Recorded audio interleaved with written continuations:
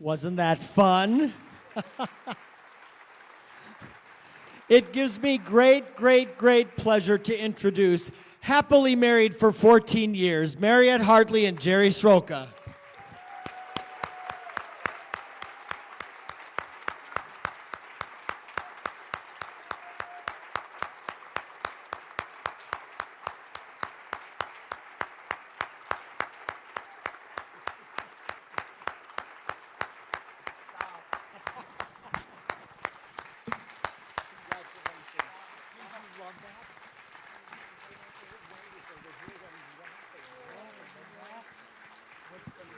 Come on in.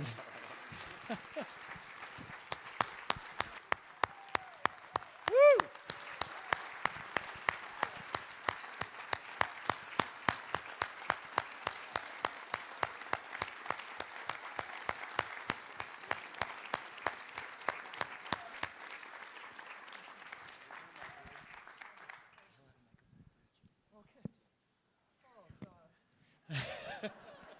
Thank you, thank you, thank you.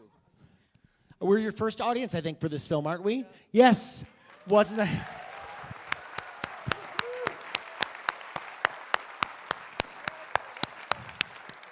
And you've got to tell Victor Kepler, thank you, thank you, thank you for connecting us. And yes, he's like that all the time. So I'm going to fire the first couple questions, but I know they're going to want to talk to you as well. Tell us about how you decided to tell this story and what it was like writing it together, doing the whole thing together. And whichever one of you wants to start. Well, I can't let her start. We'll never get out of here. I've been writing for a long time. Mariette had a one-woman show she wrote that was just brilliant. And I had a script we were working on about senior softball, and it went along and went along and went along, and nothing happened past certain points. And I said, let's write our story about us. And we did. We said it was great fun writing it, I thought. And when it was done, I sent it to an old friend, Don Scardino, who plays Don in the opening scenes there. He's the director, Don Scardino. And I did Godspell with him, and I sent him that was 1860s during the Civil War, but I sent him the script, and he called and he said, let's do it. And the next thing, it kind of, we couldn't find anybody to put money in. So we mortgaged our house and got the money. Thank you, U.S. Bank. And with Don, sweet, good people attract sweet, good people. At least that's what we've been finding over and over again. And Don said, I'll direct it, I'll come out and we'll do it. And we shot it in 20 days. And we finished March 15th. And if you remember, March 15th, 2 years ago, that's when COVID started. We finished a day before everything began shutting down. So that's that. Do you want to add anything? I forgot your name, which was mentioned 50 times. Is this on? It should be. Yeah, I think Bill turned it on for you. Hello. There you are. Oh, there. Oh, I'm still high. I can't tell you what it feels like to have. Jerry and I have had very similar backgrounds. We both started at 10 in children's theater. Jerry at Asbury Boyle, is that right, Park? In New Jersey, and I in Connecticut, in Western Connecticut. And if you think those two are similar, you got a lot to learn. Let me tell you that. Yeah, I don't know how we got a heart together, but we did, and it took some time. But I don't know. I've always wanted to do something together. We both always have. And when The Codgers, which is the softball film, really didn't go through, some of that was because it was quite expensive. We looked at one another one day and said, well, it was mostly Jerry, who said, let's do it ourselves. And I said, you've got to be kidding me. I mean, how do we do that? Anyway, that's kind of how it started, and then we started plotting and planning the script, which was basically, people always ask us what parts were true and what parts weren't true. The heart of the piece is true, which is so wonderful to be able to say at the age when we met. I was 65 when I met Jerry. I had been married to a very royal Frenchman who actually was a count. Can you friggin' believe that? And oh my God, I mean, that scene, well, anyway, it was very hard for me to do. But yeah, to be married to somebody like that for 20 years, have two gorgeous children, wonderful children, and then just have it crash and burn. I decided to stay single for 10 years. I mean, I never wanted to get married again. That was really it. And then I made this list, which was actually a true list. At the age of 65, and it was done for a class. I was studying to be a practitioner in a very open church, and the teacher said, "All right, when you get involved again in a relationship, what would be the first thing on your list that you would want?" And I thought, I don't want to get involved in a relationship. Why does this mean that I passed the test because of that? Anyway, I thought about it and thought about it. I thought, okay, sense of humor. That's the first thing, I think, at the age of 65. It's like, we won't name why that's important, but it's important.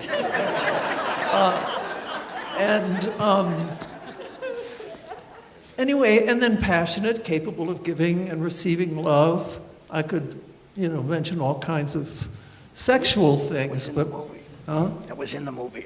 I know that. And but I forgot height, and that really happened. I mean that really occurred, and it was a part of my life, and it was ultimately a part of our lives, and thank God.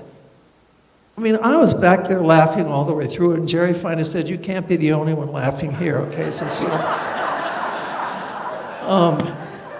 but he, first of all, he does make me laugh, unlike anybody I've ever met. And I've met some pretty funny people, so there's something so spiritual to me about humor. It's really my spiritual life.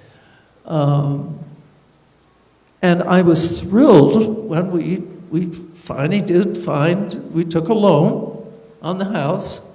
And anything else did we take a loan on? No, it was the house. I didn't tell you everything. Oh, okay. Damn, I was kind of afraid of that. But anyway, and we suddenly started. And it was because of Don. Now, I wanted to just say one quick thing about Don.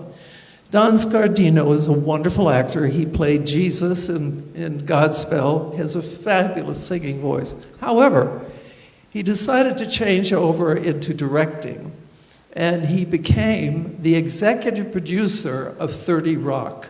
Now, I don't know how many people here know 30 Rock, but it's one of the, it's just one of the great comic series that we have.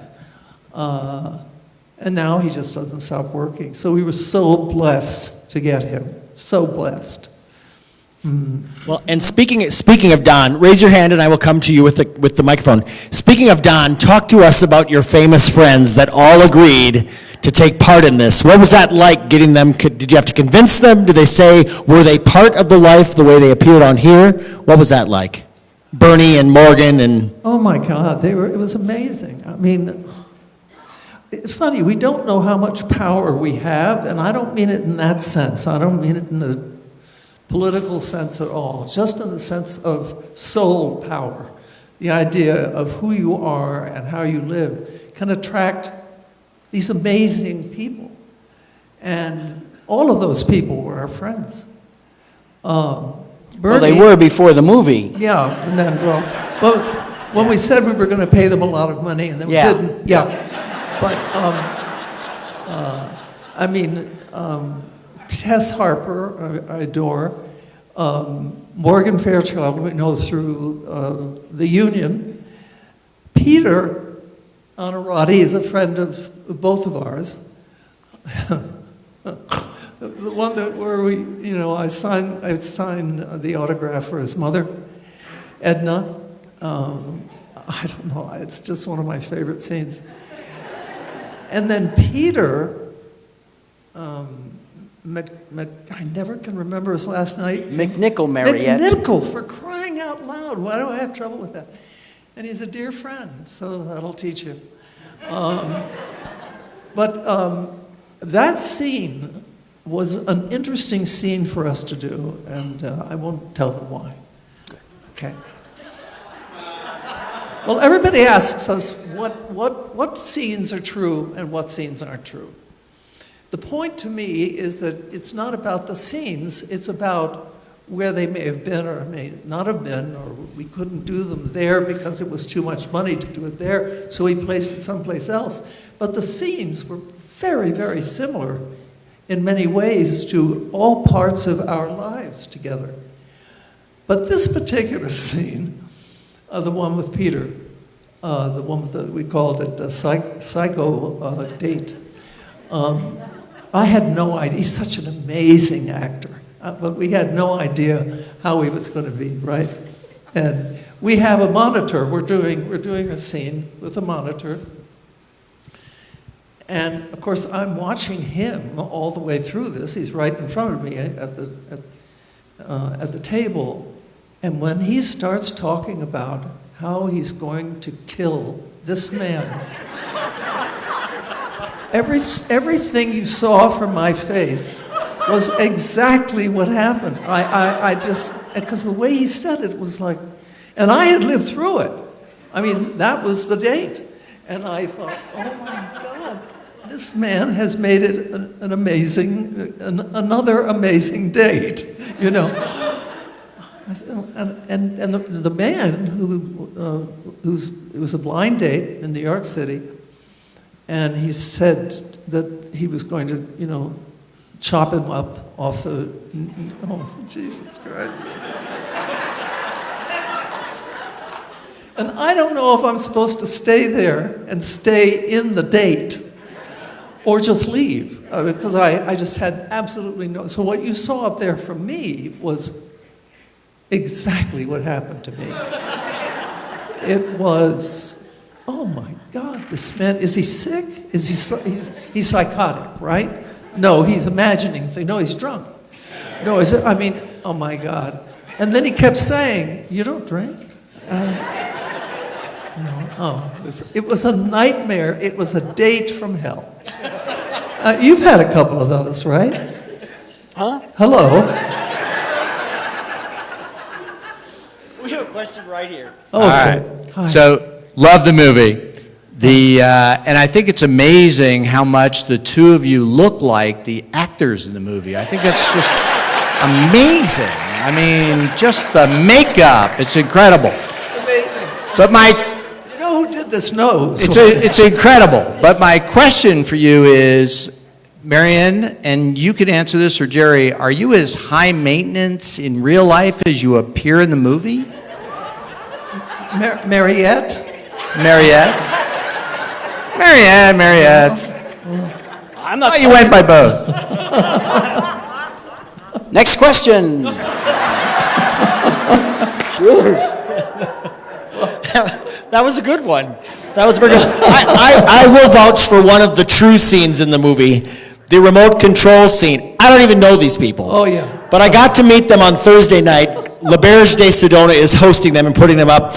And I got to the party and met them for the first time. And 10 minutes after they go to their room, this one calls me and said, can you have somebody come up and show us how to use the remote control for our TV? It's him. That's the honest to God truth story. Thanks. It's true. Thanks. Yeah. So I wanted to say that before there was internet dating, I put a romance ad in the paper, how I met my husband, and one of the things I put on there was sense of humor, important. So I'm really connecting with you. My question is about the pets, Jax and the cat. Yes. Was that intentional that you didn't show us Jax until the very end? Well, we had a hard time with Jax. That's one of the things that isn't true. We don't have a dog.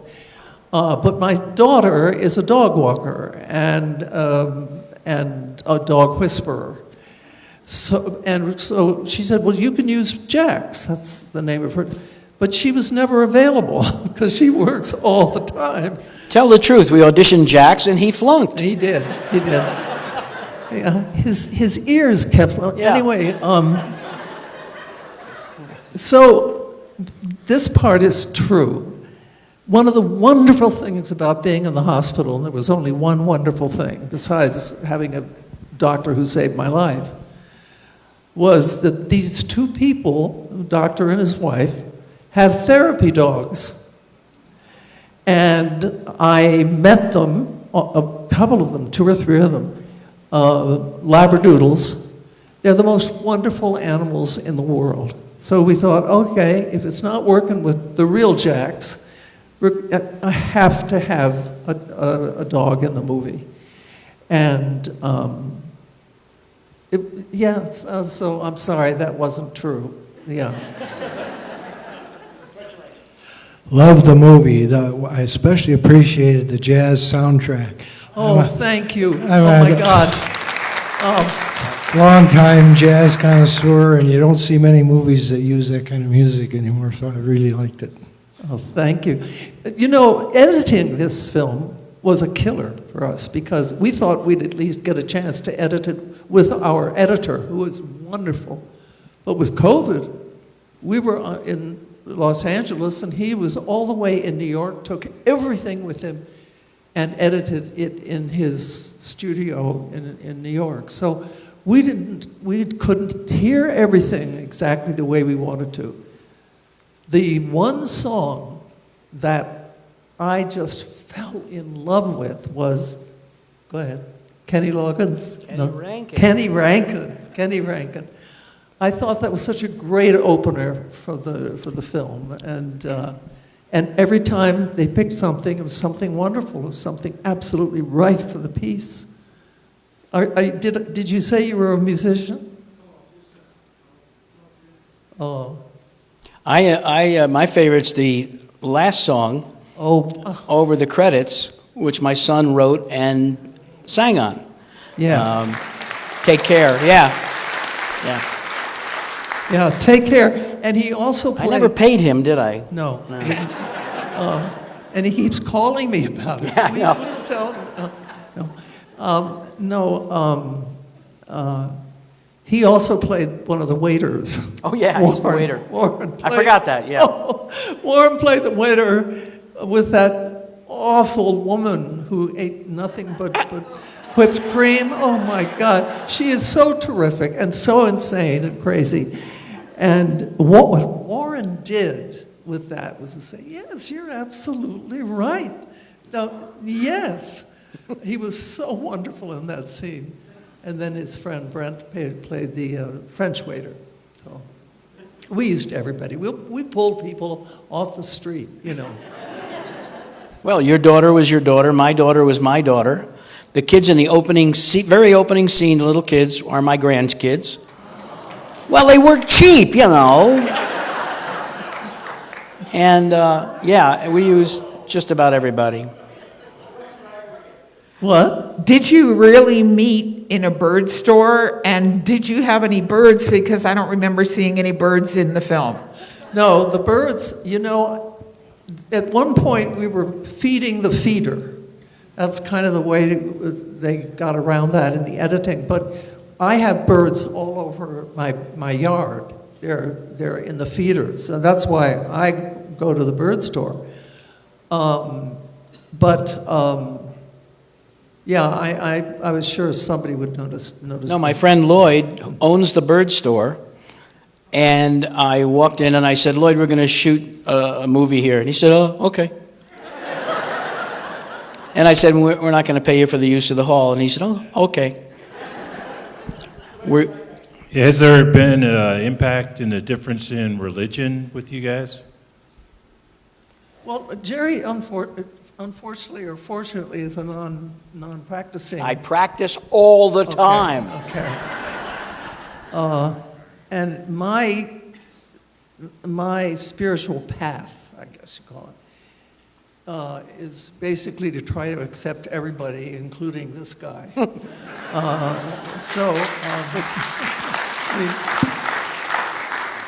I just feel so lucky to be alive. And you know, when something like this happens, it is really a birth. We were sitting back there holding each other's hand and really holding each other's hands, saying, "Can you believe this? Can you believe this? This is our creation."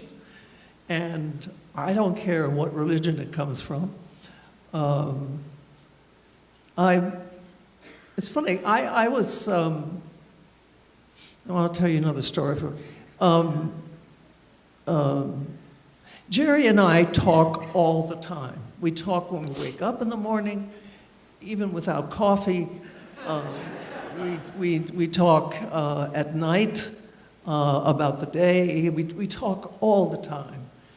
And we were talking about our lives as kids at one point, and children's theater, and how precious it was for both of us. How it was really the beginning of our lives. I mean, that's really how we both started in theater and on and on.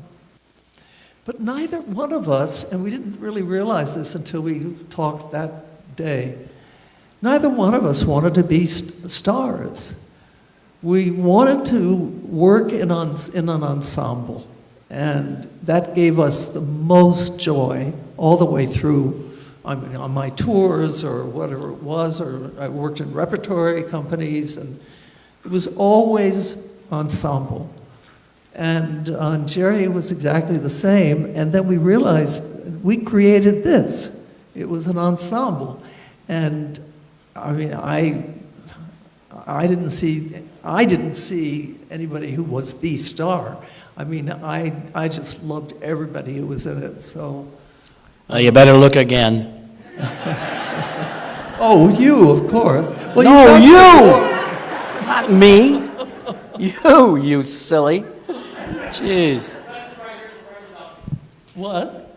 First of all, thank you for a wonderful film. But was the scene involving the Ankimo real? Do you not like? What's who? Do you not like monkfish liver, Jerry? Oh, he hates monkfish.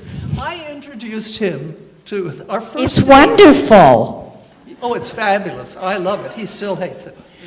But no, on our first date, by the way, the reason I wanted to go on a date with him was, first of all, I liked his hair, I loved his eyes, and his glasses. The fact that he was 5'4", I don't know, was a little iffy. But, so he finally did call and invite me to a movie, and it was Columbine.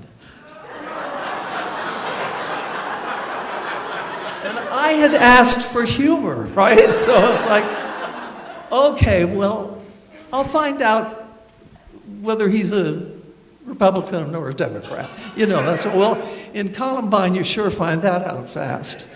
And we had a good night then. Bowling for Columbine. Yeah, bowling. Well, you know. Yeah, bowling for Columbine.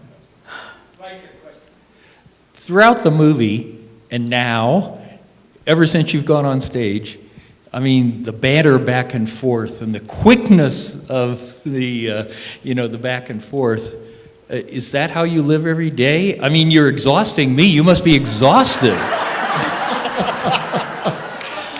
What did he ask? I didn't.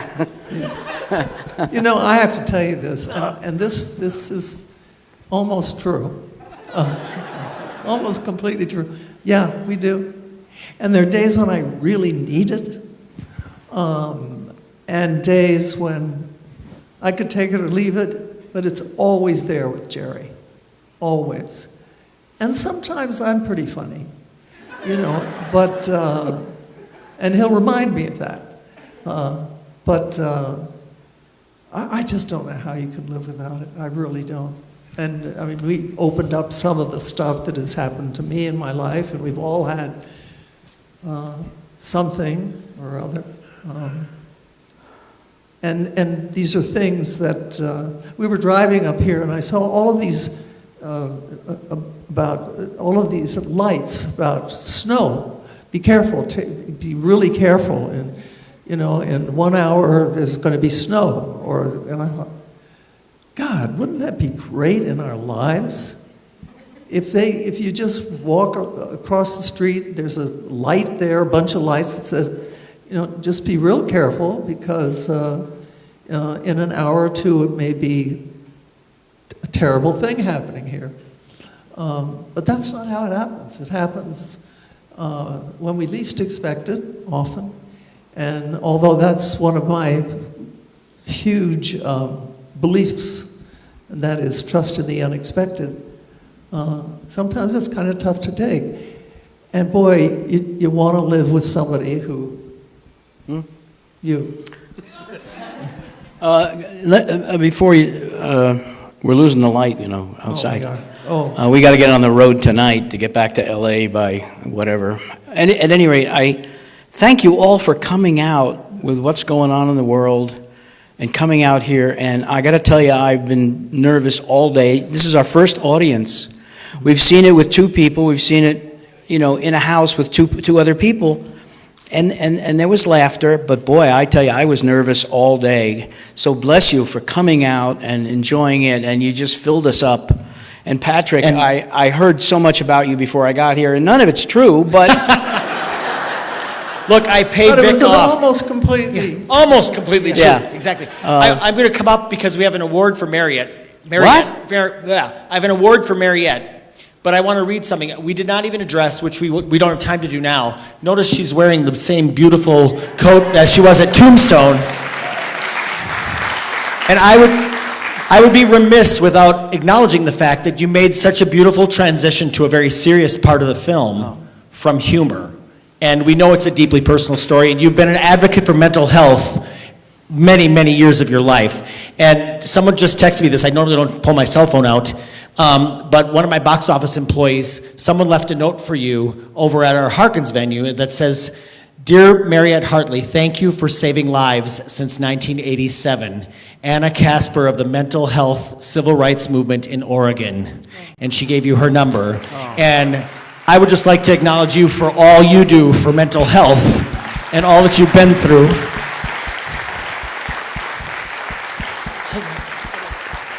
And I just need to get up on here.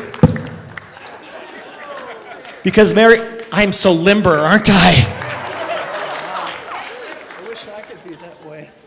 We were trying, I don't know how long we kept this a surprise from you, but Jerry and I were scheming that nobody tell Mariette she's getting the Lifetime Achievement Award. So I'm like, Jerry, whenever Mariette does an interview, we warned all the people doing interviews with Mariette before because she was very giving of her time and did a lot of media interviews for us. I said, none of them can say she's receiving our Lifetime Achievement Award.